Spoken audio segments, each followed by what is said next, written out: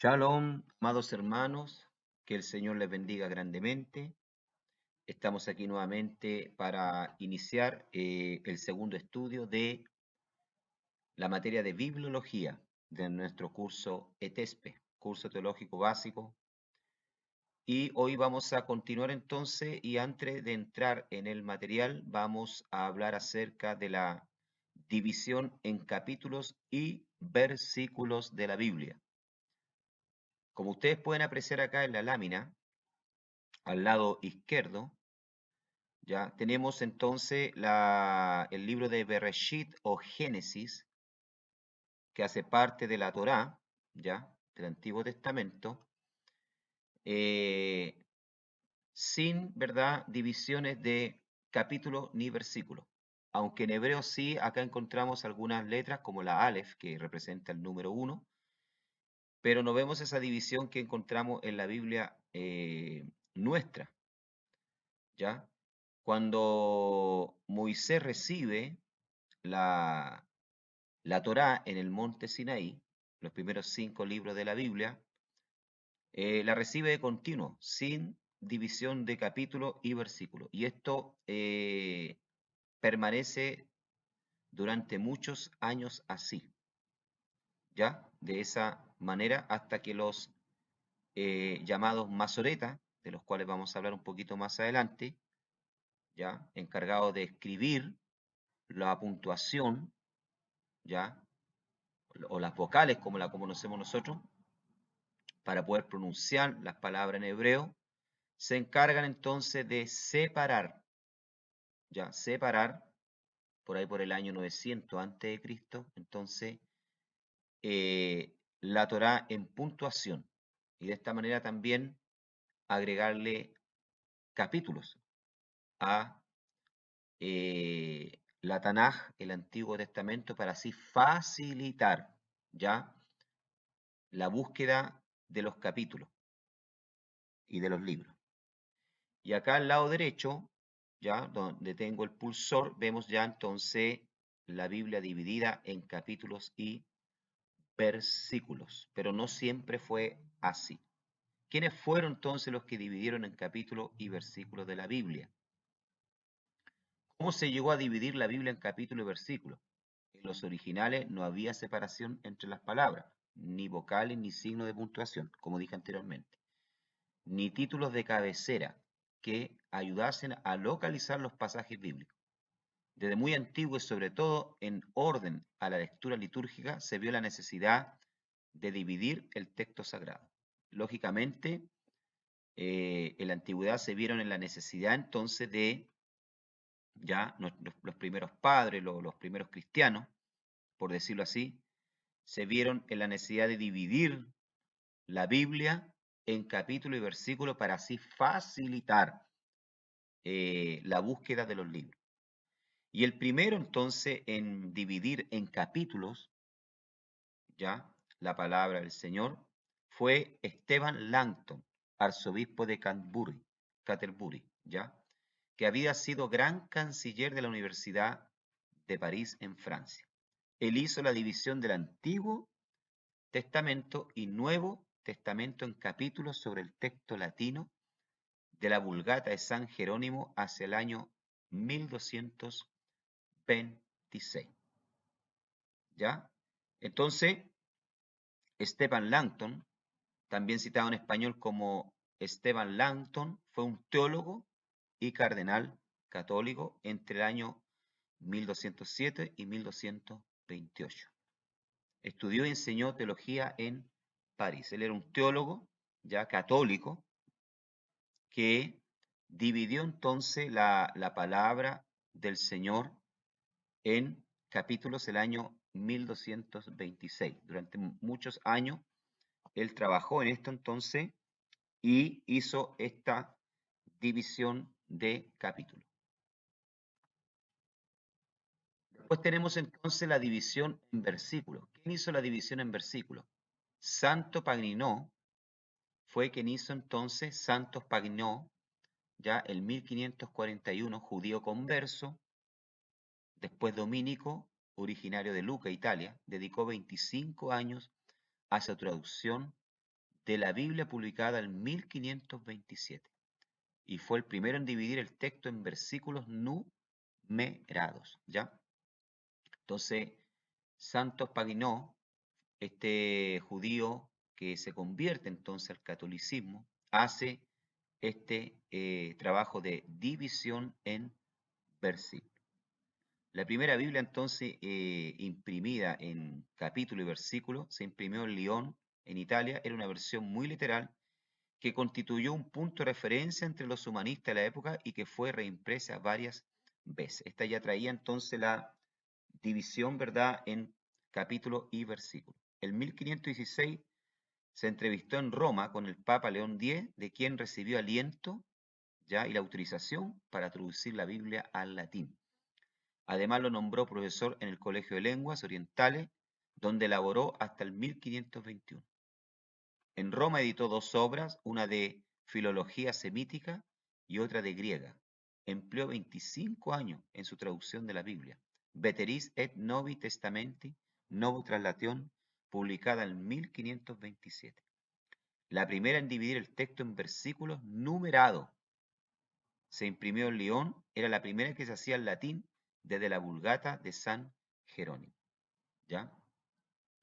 Y de hecho, esta traducción en versículo, ¿ya?, y en capítulo, tuvo muy buena acogida y muy buena opinión de Casiodoro de Reina, que más tarde traduciría la Biblia completa al idioma español. Casiodoro de Reina, entonces, este teólogo católico converso al movimiento protestante, ¿ya?, hace una muy buena evaluación y muy buena opinión, tiene una muy buena opinión acerca de este trabajo de Santos Paginó, ya quien hace esta división de versículos enumerados a la palabra del Señor.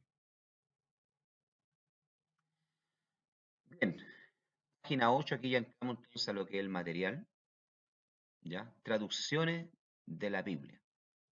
Al hablar de la traducción de la Biblia a otro idioma, hay que distinguir varios términos que se usan. Una traducción es la expresión en un idioma de algo que se ha dicho o escrito en otro. Lógicamente, sabemos que la Biblia fue traducida, ya se escribió, perdón, en 3 idiomas. El Antiguo Testamento está escrito en hebreo, como estudiamos ya, partes en arameo, ¿ya? Y el Nuevo Testamento, entonces, al griego, con algunas expresiones en arameo también, ¿ya?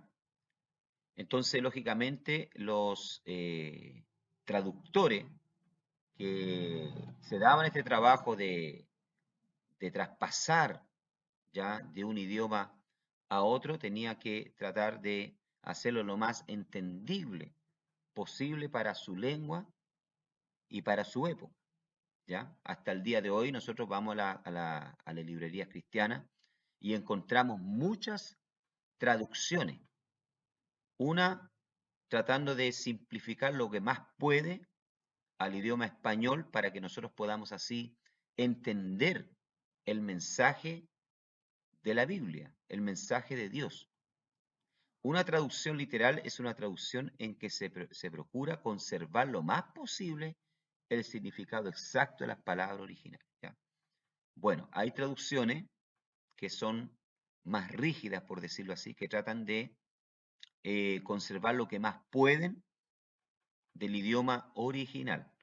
Y hay otras traducciones que se llaman las traducciones dinámicas, que no se preocupan tanto de mantener, no son tan rígidas en mantener lo que es el idioma original, sino que son más dinámicas, ¿ya? Tratan de adaptarla más al lenguaje actual, ¿ya? Y a la comprensión de las personas que van a leer, lógicamente, la palabra del Señor, ¿ya? Una traducción dinámica es una traducción donde se pone énfasis en transmitir al otro idioma más que el sentido de cada palabra, el sentido de una expresión. Eso es una expresión, es una, perdón, traducción dinámica, ya donde el énfasis está en transmitir al otro idioma más que el sentido de cada palabra. O sea, no se preocupa tanto de apegarse tanto, por decirlo así, al idioma original. Y era necesario que se tradujese entonces de una forma más, por decirlo así, dinámica, la palabra del Señor para que nosotros pudiésemos entonces entenderla. Por ejemplo, ¿ya? Eh, si usted lee la Biblia, la Tanaj, el Antiguo Testamento, el libro de Éxodo, cuando habla del faraón, en hebreo la palabra o el nombre faraón, que nosotros lo conocemos así, no es faraón, es paró, ¿ya? Por ejemplo, el nombre Egipto que se le da a Egipto no es Egipto, en hebreo es Misrayim, ¿ya? Entonces, lógicamente, para que nosotros pudiésemos entender lo que estábamos leyendo, a Paró se le tuvo que colocar Faraón, a Mitzrayim se le tuvo que colocar Egipto, porque así conocemos el país, con ese nombre, ¿ya? O el lugar donde sucedieron los hechos. Entonces se da cuenta, tuvieron que adaptarlo a la cultura presente, al tiempo presente y al idioma en que está siendo leída la palabra del Señor. Una transliteración en la escritura de una palabra de un idioma con los caracteres de otro.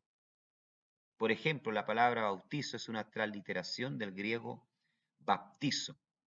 Una versión es una traducción de un idioma a otro. Ya encontramos dentro de la palabra del Señor entonces lo que son las transliteraciones y lo que son las traducciones, que son dos cosas totalmente diferentes. Una revisión es el cuidadoso examen de una versión ya existente, usualmente a la luz de los idiomas originales. ¿Ya? Por ejemplo, la Reina Valera 1960 ha sufrido varias revisiones de su versión, desde que la tradujo Casiodoro de Reina, ¿ya? La primera Biblia conocida como la Biblia del Oso, ha sufrido varias traducciones, o sea, perdón, revisiones, donde se ha mejorado y se ha adaptado a los tiempos. ¿Ya? Eso es una revisión. Por lo tanto, cuando usted compra una Biblia y usted va a las primeras páginas, antes de Génesis incluso, ahí usted va a encontrar que dice, esta es la revisión ya del año tanto. Quiere decir eso que de la primera traducción, esa es una revisión, o sea, mejorada, se mejoró. ¿Ya? Traducciones de la Biblia. La Biblia está traducida a 2.454 idiomas. 438 de esas completas, o sea, el Antiguo y el Nuevo Testamento. 1.468 solo el Nuevo Testamento, Salmo y Proverbio. ¿Ya? O sea, hay varias traducciones. Imagínense. 438 completas y 1.468 solo el Nuevo Testamento, Salmo y Proverbio. El lejos libro más difundido y traducido de la historia humana. Traducciones anteriores a Cristo, página 8. Lógicamente, hubieron ya algunas traducciones diferentes a las que tenemos hoy antes de la venida de Cristo, de la aparición del Señor. Aunque no exactamente una traducción, el Pentateuco samaritano es un texto hebreo independiente del texto masorético. Data del siglo V antes de Cristo y es menos confiable que el masorético. ¿Ya? ¿Cuál es el texto masorético? El texto masorético es el texto más fiel, más antiguo del Antiguo Testamento, la Tanaj, ¿ya? Por eso dice acá que el Pentateuco samaritano, los primeros 5 libros de la Biblia, difiere o es diferente al Pentateuco masorético. Lógicamente, porque en primer lugar se dice que el texto o el Pentateuco samaritano está escrito en un paleo hebreo, o sea, en un hebreo más antiguo, de aproximadamente de data del 20 al 12 antes de Cristo, ¿ya? Diferente al hebreo en el cual está escrito el Pentateuco masorético o judío. Por eso es que también es diferente y también, ¿verdad? Porque siempre ha existido una rivalidad entre los samaritanos y los judíos. El Pentateuco samaritano, a veces llamado Torá samaritana, en hebreo, Torá Somronit, es una versión del Pentateuco en idioma hebreo, los primeros 5 libros de la Biblia, usada por los samaritanos. De hecho, hasta el día de hoy, los samaritanos, que son una comunidad pequeña, no quedan mucho, ¿ya?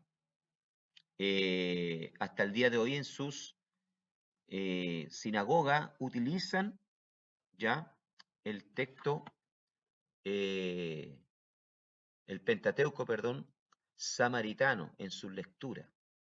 Los eruditos consultan el Pentateuco samaritano cuando tratan de determinar el significado del texto del Pentateuco original para continuar el desarrollo de las familias textuales. Algunos de los manuscritos del Mar Muerto han sido identificados como un tipo textual del Pentateuco proto-samaritano, ¿ya? Aunque los judíos hoy en día ortodoxos, ¿verdad?, rechazan el texto samaritano porque dicen que está adulterado, que tiene algunas adulteraciones, ¿ya? Y que no es un texto fiel. Se ha comprobado a partir del momento que se encontraron los rollos en las cuevas de Qumran en 1947, que el texto samaritano es muy fiel en su escritura y en su contenido a los textos de Qumran. Entonces no es tan alterado así, ¿ya? No es tan falsificado así como dice. Por lo tanto, hoy en día los teólogos han cambiado su opinión acerca de este Pentateuco samaritano y lo consultan mucho cuando hacen, ¿verdad?, traducciones, porque se han dado cuenta que es muy fiel a los textos encontrados en las cuevas de Qumran. Se afirmó que hay diferencias significativas entre las versiones hebrea y samaritana, ¿ya?, en la lectura de varias oraciones, alrededor de 1000 de las 6000 instancias en las que el texto samaritano y el judío, texto masorético, difieren la Septuaginta, ¿ya? Coinciden con el samaritano. Por ejemplo, Éxodo capítulo 12, verso 40 en el samaritano y en la Septuaginta se lee, ¿ya? Entonces dice acá, ¿verdad?, que hay diferencias muy significativas, muy grandes, ¿ya? Por ejemplo, en la Septuaginta ya se lee en Éxodo capítulo 12, verso 40, y la morada de los hijos de Israel y sus padres que habían morado en la tierra de Canaán y en Egipto fue de 430 años, ¿ya? Y en el texto masorético, el pasaje se lee de Éxodo capítulo 12, verso 40. Aquí yo, ¿verdad?, no coloqué la cifra exacta, ¿verdad?, pero dice, ¿verdad?, que los hijos de Israel moraron 400 años. Entonces ahí hay una diferencia de 30 años.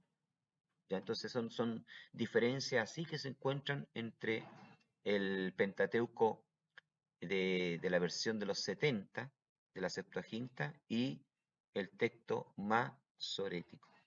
Entonces, aquí encontramos una traducción antes de Cristo. Entonces vemos que la palabra del Señor no es tan nueva, no es tan actual, es muy antigua. Porque ya antes de Cristo, imagínense usted antes que el Señor viniera, ya había una traducción del Pentateuco en manos de los samaritanos, ¿ya? Después tenemos, ¿verdad?, el texto masorético. Estamos hablando de las traducciones antes de Cristo, ¿ya? Habían varias traducciones antes de Cristo de la palabra del Señor. Estamos conociendo algunas, estoy nombrando solamente algunas de las que ustedes tienen en el material ahí, ¿ya? No estoy hablando del texto, ¿verdad?, copto o texto, ¿verdad?, egipcio, ¿ya? Traducido a la lengua copta, ¿verdad?, de la palabra del Señor, y de otras traducciones que ustedes tienen ahí. Estoy tocando las más principales, las más conocidas, resumiendo en síntesis, ¿ya? El primer texto entonces más antiguo, la traducción más antigua, es el Pentateuco samaritano. Después tenemos el texto masorético de los masoretas. Esto es muy importante. Es el texto del Antiguo Testamento preservado por los masoretas. Estos fueron eruditos judíos que fijaron la escritura del hebreo tal y como la conocemos hoy entre los siglos VI al X. ¿Ya? ¿Quién eran los masoretas? Los masoretas eran unos escribas, ¿ya? Que después de la destrucción del templo de Jerusalén y de la dispersión de los judíos en el año 70 por el general Tito, ¿ya? Los judíos arrancaron, la mayoría de los rabinos arrancaron hacia Galilea y se establecieron ahí, ¿ya? Porque no podían, por orden del emperador, ocupar Jerusalén nuevamente, ¿ya? Había una orden. Entonces ellos, para preservar el texto, que en esa época no tenía esta puntuación que ustedes ven acá, ya voy a mover el cursor acá, acá ustedes ven en hebreo el texto masorético, no tenía esos puntos que ustedes ven ahí, esas separaciones, ya, por decirlo así, esas vocales. Y como los judíos fueron esparcidos por el mundo antiguo, ya, en esa época, comenzaron a hablar las lenguas lógicamente de donde eran esparcidos, y el hebreo comenzó a perderse. Entonces los masoretas, al darse cuenta de esto, le colocaron puntuación vocales para poder pronunciar y no olvidarse de la lengua hebrea y de cómo se leía la Tanaj o el Antiguo Testamento. ¿Ya? Los masoretas entonces se encargaron de esto, de colocar la puntuación, las divisiones, ¿ya? Y cuenta la historia de preservar un texto, ¿verdad?, original, que incluso dice la historia que lo guardaron bajo llaves, en una pared. Entonces, cuando se quería hacer una copia, se sacaba este texto que estaba bajo llave, escondido, y se hacía la copia, los masoretas hacían la copia fielmente de ese texto, para que no hubieran en los futuros textos, ¿verdad?, alguna añadidura o alguna adulteración. ¿Ya? Entonces, eso eran, ¿verdad?, los masoretas, ¿ya? O el texto masorético, ¿ya? Los masoretas eran los guardianes, por decirlo así, de el Antiguo Testamento, del texto original, ¿ya? Y entonces los judíos fijan el canon del Antiguo Testamento en el año 900 antes de Cristo. Todo el canon. O sea, ellos dicen ya, estos 39 libros, entonces, van a ser los libros inspirados, van a ser los libros por los cuales nosotros nos vamos a regir, ¿verdad? Nuestra religión, nuestra creencia se va a regir. Entonces, en el año 900 antes de Cristo fijan el canon, ¿ya? Y los masoretas entonces a partir de ahí se encargan de cuidar de este texto. Y ahí nace lo que se llama el texto masorético de los masoretas. ¿Ya? Es muy importante esto que ustedes lo sepan, hermano. Tenemos entonces textos traducciones que surgieron antes de Cristo. ¿Ya? Tenemos el Pentateuco samaritano y tenemos el texto masoreta. Otra cosa es importante, que el texto masorético no es un texto, repito, no es un texto traducido al griego como la Septuaginta, no. El texto masorético es un texto totalmente hebreo. Repito, el texto masorético, ¿ya?, es un texto totalmente hebreo y no griego como la Septuaginta.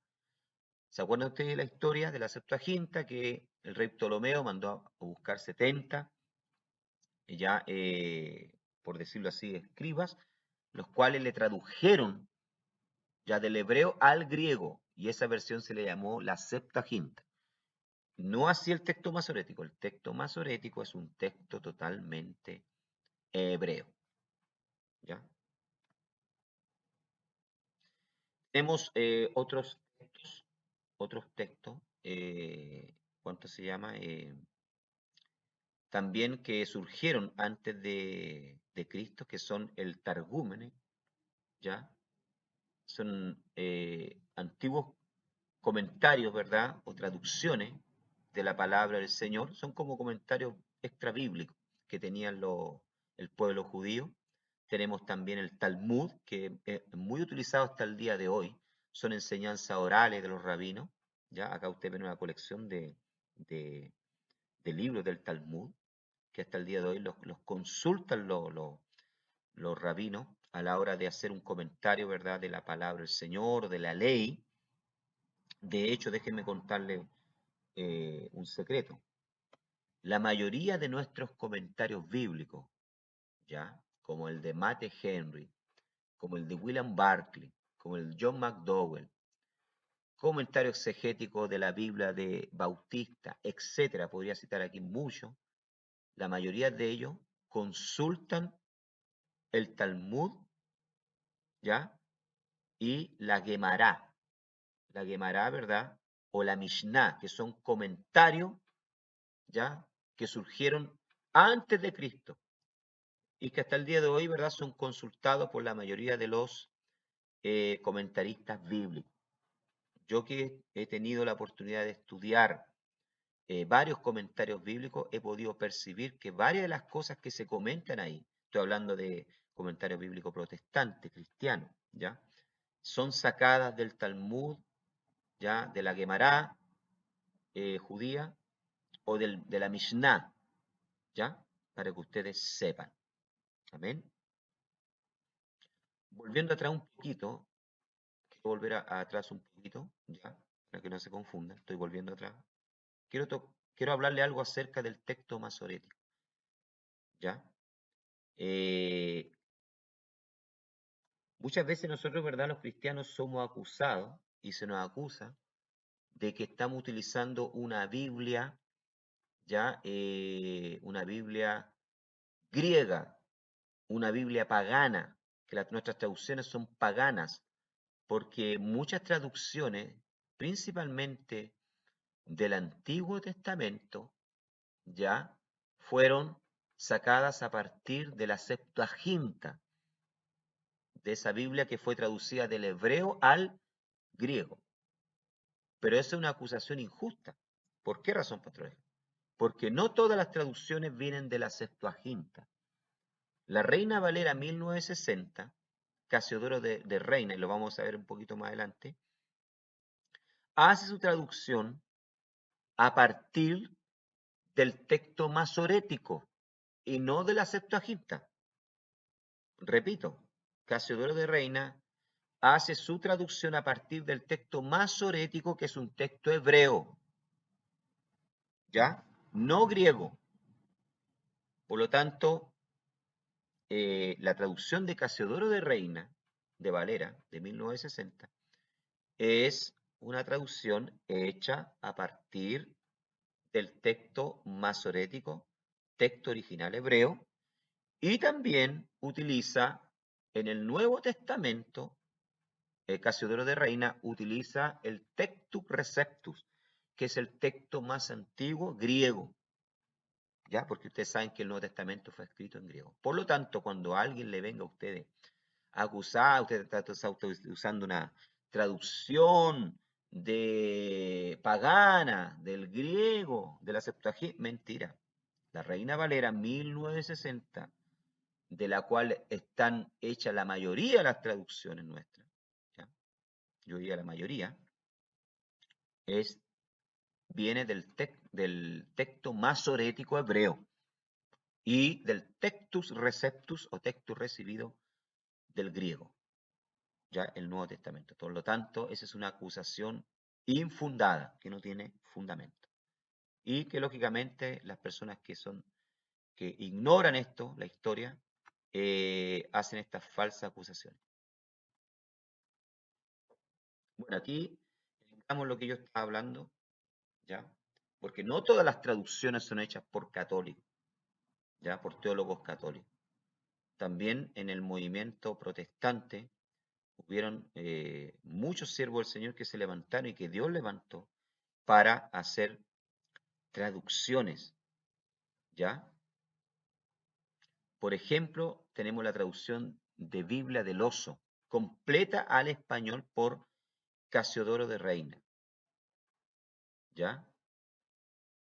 La Biblia, que es los sacros libros del Viejo y Nuevo Testamento, trasladada en español, más conocida como Biblia del Oso, es una traducción publicada en 1569 de la Biblia al castellano.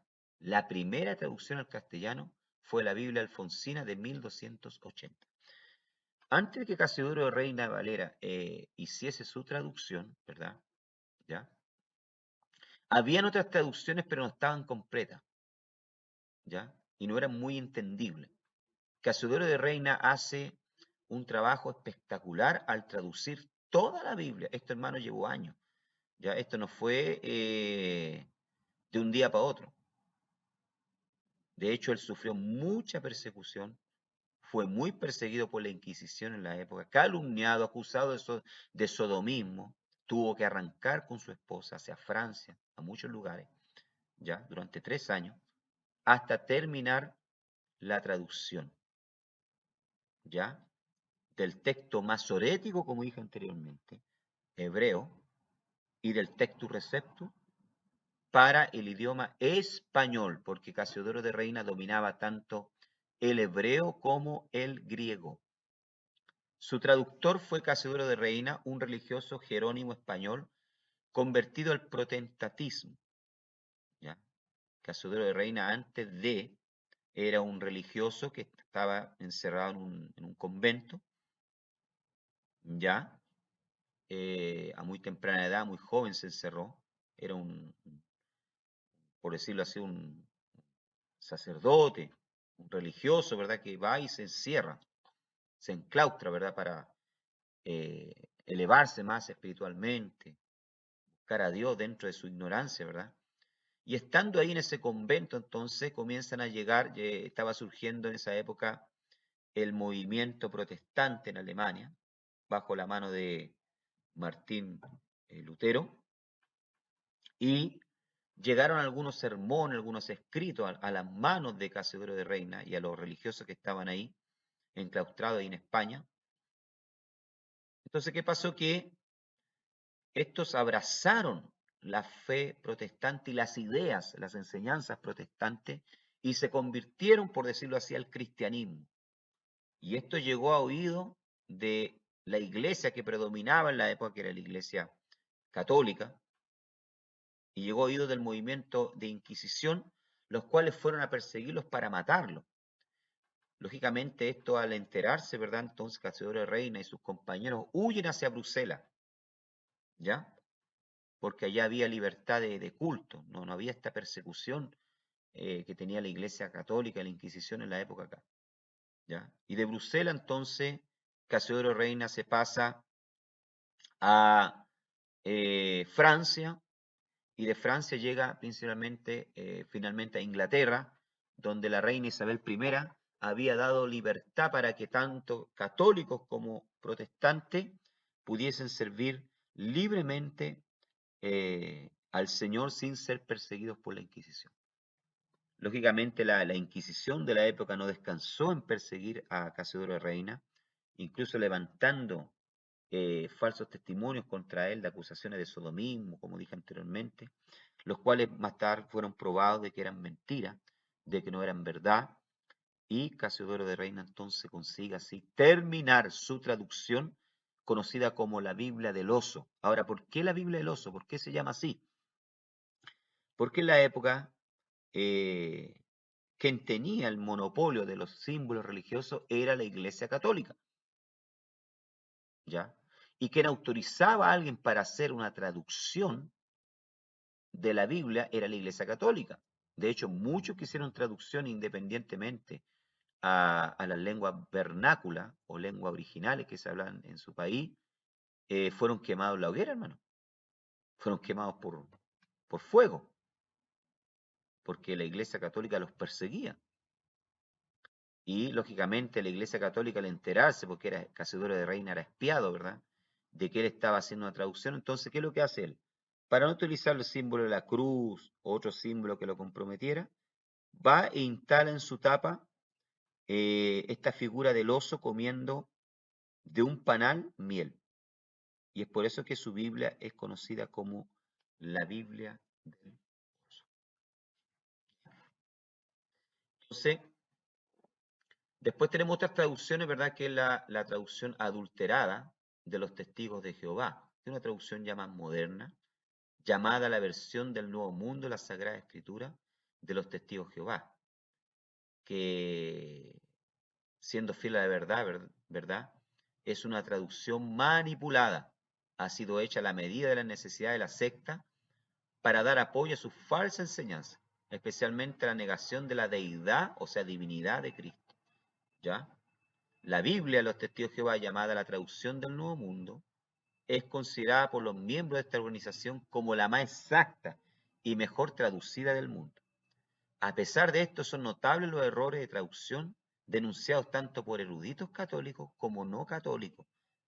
Los testigos de Jehová no aceptan la doctrina de la Trinidad. Aceptan que Cristo es el Hijo de Dios, pero no Dios mismo, sino el arcángel San Miguel. O sea, niegan la divinidad de Cristo. Vemos ahí en Juan capítulo 1, verso 1, en el principio existía la palabra y la palabra estaba con Dios y la palabra era Dios.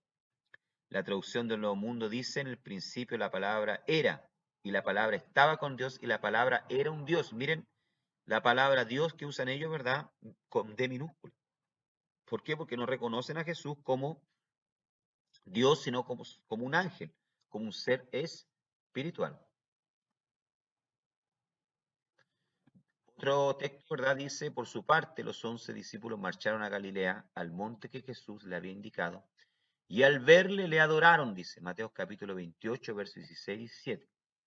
Veamos lo que dice la Biblia de los testigos de Jehová. Sin embargo, los 11 discípulos fueron a Galilea, a la montaña, donde Jesús le había ordenado, y cuando lo vieron le rindieron homenaje. No dice acá le adoraron, dice le rindieron un homenaje. Hay una diferencia entre adorar y rendir homenaje. ¿Qué es lo que se adora? Se adora a alguien, ¿verdad? Se adora a un ser divino. Se le rinde, ¿verdad?, adoración a un ser divino, a una persona que está más allá de las demás. Homenaje se le da a cualquier persona, a cualquier mortal. ¿Ya? Entonces aquí vemos que ellos niegan la divinidad de Cristo. Ellos cambian, ¿verdad?, el adorar de las versiones más antiguas por rendir homenaje. ¿Por qué? Porque ellos no reconocen, vuelvo a repetir, la divinidad de Cristo. Vemos otro texto, y nuevamente al introducir a su primogénito, está hablando aquí de Jesús, porque este es un texto, ¿verdad?, mesiánico, y nuevamente al introducir a su primogénito, en el mundo dice, y adórenle todos los ángeles de Dios. ¿Ya? El escritor de los Hebreos, que puede haber sido Pablo, Lucas, está utilizando el ejemplo de un salmo, ¿ya? Que dice que al introducir Dios a su Hijo Jesús en el mundo, manda que todos los ángeles le adoren. Miren lo que dice la traducción del Nuevo Mundo. Pero cuando introduce no a su primogénito en la tierra habitada, dice, y que todos los ángeles de Dios le rindan homenaje. Nuevamente rebajan la divinidad de Cristo. La traducción del Nuevo Mundo es única en una cosa. Es el primer esfuerzo sistemático, intencional, de producir una versión completa de la Biblia, que es editada y revisada para el propósito específico de estar de acuerdo con la doctrina de un grupo, los testigos de Jehová y la sociedad de la Atalaya. Se dieron cuenta que sus creencias contradecían la Escritura. Así, en lugar de conformar sus creencias a la Escritura, ellos alteraron la Escritura para estar de acuerdo con sus creencias. El Comité de la Traducción del Nuevo Mundo cambió cualquier escritura que no estuviera de acuerdo con la teología de los testigos de Jehová. O sea, adulteraron, ¿ya?, la Biblia. De hecho, también le quitaron varios textos y versículos que le faltan a esta traducción de las Biblias que tenemos hoy nosotros. ¿Ya? Entonces, es una mala traducción, es una traducción adulterada. Después tenemos también las versiones católicas o libros apócrifos, conocidos como deuterocanónicos. Son textos y pasajes del Antiguo Testamento considerados por la Iglesia Católica y la Iglesia Ortodoxa como canónicos, que no están incluidos en la Biblia hebrea. Ya la Biblia Católica, entonces, o la Iglesia Católica, introdujo libros que no fueron reconocidos como canónicos. ¿Ya? Estos textos y pasajes, muchos de los cuales escritos originalmente en hebreo, aunque algunos en griego, arameo o una combinación de los tres, aparecen en la traducción de la Septuaginta. O sea, cuando se hizo la Septuaginta, el rey Ptolomeo, trajo esos 70 escribas, ¿se acuerdan ustedes de la historia? ¿Ya? Estos libros apócrifos que usa hoy la Biblia católica, o los católicos, ya existían y fueron traducidos al griego.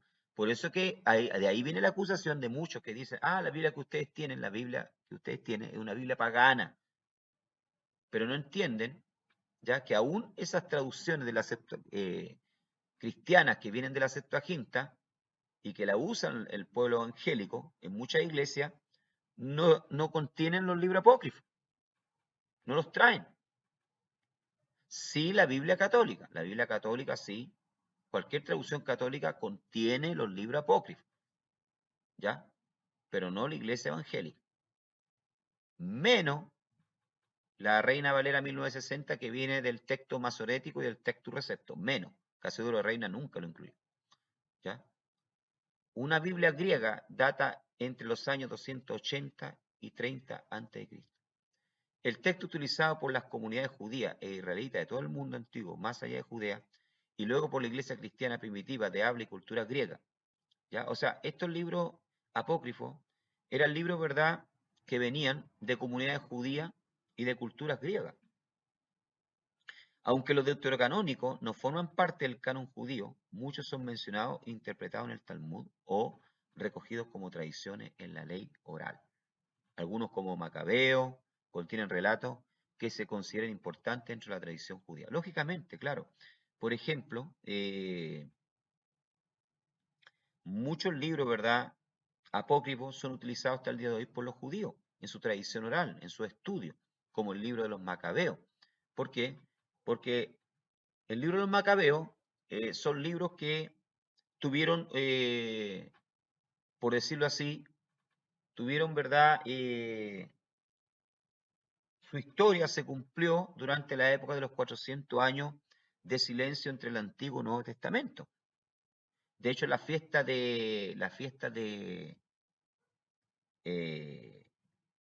Hanukkah, la fiesta de las luces que se celebra hasta el día de hoy, ya eh, en, en Israel, viene de esta época, la fiesta de las luces, que le llaman ellos. De hecho, Jesús también celebraba esa fiesta. ¿Por qué? Porque, le vuelvo a repetir, son libros históricos que son observados hasta el día de hoy por los judíos, no así por nosotros. Ya no están dentro de la Biblia, del canon del Antiguo Testamento. Dice, echemos un vistazo un poco de historia sobre cómo los católicos llegaron a abrazar los libros apócrifos. Alrededor del 400 de la era cristiana, Jerónimo, uno de los padres de la iglesia, compiló la obra más importante de la literatura sagrada de la iglesia cristiana. Al hacerlo tradujo mucho escrito, incluyendo la propia Biblia, del hebreo, arameo, griego y latín. Su traducción de la Biblia se conoce hoy como la Vulgata latina. La Vulgata se convirtió en la principal Biblia utilizada por la Iglesia latina durante aproximadamente el 1500. En ella Jerónimo incluyó las obras apócrifas, pero hizo una distinción entre esta y el canon de la Biblia. Bueno, Jerónimo, ¿verdad?, fue un erudito de la época, y el Papa Damasceno, ¿verdad?, el Papa que estaba en Roma en la época, le encargó hacer una traducción a Jerónimo, ¿ya?, de la Biblia al latín. Entonces Jerónimo se traslada, dice la historia, a Jerusalén a vivir allá, aprende el hebreo, aprende el griego y hace esta traducción de la Biblia, de la palabra de Dios. E incluye, por orden de Roma, los libros apócrifos. Pero él estaba consciente, ¿ya? De hecho, él hace un escrito ahí, ¿verdad? Y pone, estos libros son deuterocanónicos, o sea, no son considerados libros inspirados. Hasta Jerónimo reconoció esto, ¿ya? Que hizo esta traducción de la Vulgata. En el siglo XVI, durante la Reforma Protestante, algunos cristianos empezaron a cuestionar la autoridad y las tradiciones de la Iglesia. De este modo llegaron a creer, entre otras cosas, que los libros apócrifos no debían incluirse en los libros del Antiguo Testamento. Como resultado, los pusieron aparte como una colección de libros distintos, los libros apócrifos. Con el tiempo, la mayoría de los protestantes dejaron de incluirlo en la Biblia por completo. ¿Ya? Muchos cristianos creen que los libros apócrifos contienen enseñanzas que son incompatibles con el resto de la Biblia. Por ejemplo, Segunda de Macabeos, capítulo 12, verso 42 al 45, enseña que se puede ofrecer a los muertos oración y penitencia. ¿Ya? De ahí que los católicos romanos, ¿verdad?, se toman, ¿ya?, de que hay que hacerle misa a los muertos, de que hay que orar por los muertos, de que hay que sacarlos del limbo, ¿ya? Por esta razón la Iglesia Católica mantuvo los libros apócrifos en su Biblia, para poder dar sustento a sus creencias. De hecho, los judíos ortodoxos, para que ustedes sepan, oran a los muertos, reverencian a los rabinos después de muertos, ¿ya? Creen en la reencarnación, para que ustedes sepan. ¿Mm? Por eso es que el judaísmo con el cristianismo es incompatible, no se puede unir, es incompatible. Y, y un cristiano, ¿verdad?, no puede ser que hoy en día hay muchos, ¿verdad?, llamados cristianos mesiánicos, que quieren servir a Cristo, pero también observar las costumbres judías, ¿ya? Observar las enseñanzas judías, pero entre el cristianismo y el judaísmo hay una incompatibilidad tremenda, ¿ya? Porque los judíos, dentro de su doctrina, tienen, ¿verdad?, el orar por los muertos. De hecho, en la fiesta de los tabernáculos, ¿ya? Sukkot, ¿ya? Ellos invitan a su sukkah, a su cabaña, a algún muerto prominente, algún rabino prominente, a que cene con ellos, a que comparta con ellos en su tienda, ¿verdad? En su comida que ellos hacen en la fiesta de, de Sukkot. Entonces ahí ustedes ven que es incompatible el judaísmo con el cristianismo. Sí amamos Israel, yo amo Israel, amo las costumbres judías, admiro mucho, porque como dijo Jesús, la salvación viene de los judíos, la Torá le fue entregada a ellos, la palabra del Señor, ya, admiro mucho sus símbolos, todo, pero otra cosa es uno volverse judío, ya, es incompatible con el cristianismo. Amén. Bien, acá tenemos entonces para terminar ya los libros deuterocanónicos o libros apócrifos, no reconocidos como inspirados. La sabiduría de Salomón, Eclesiástico, Tobías, Judith, Primera Edra, Primera de Macabeo, Segunda de Macabeo, Baruch, Carta de Jeremías, Segunda de Edra, agregado a Esther, oración de Azaría, Susana, Beli el dragón y oración de Manasé. ¿Ya? Y aquí está faltando también, estoy viendo el libro de Enoch, que es otro libro también deuterocanónico, que no fue incluido en el canon cristiano o de nuestra Biblia. Bien, amados hermanos, alumnos, que el Señor les bendiga grandemente. Lean el material porque de ahí van a salir las preguntas para la prueba. Escuchen los videos una y otra vez para que así puedan entonces comprender la enseñanza. Que el Señor les bendiga grandemente. Shalom, Uraja, paz y bendición.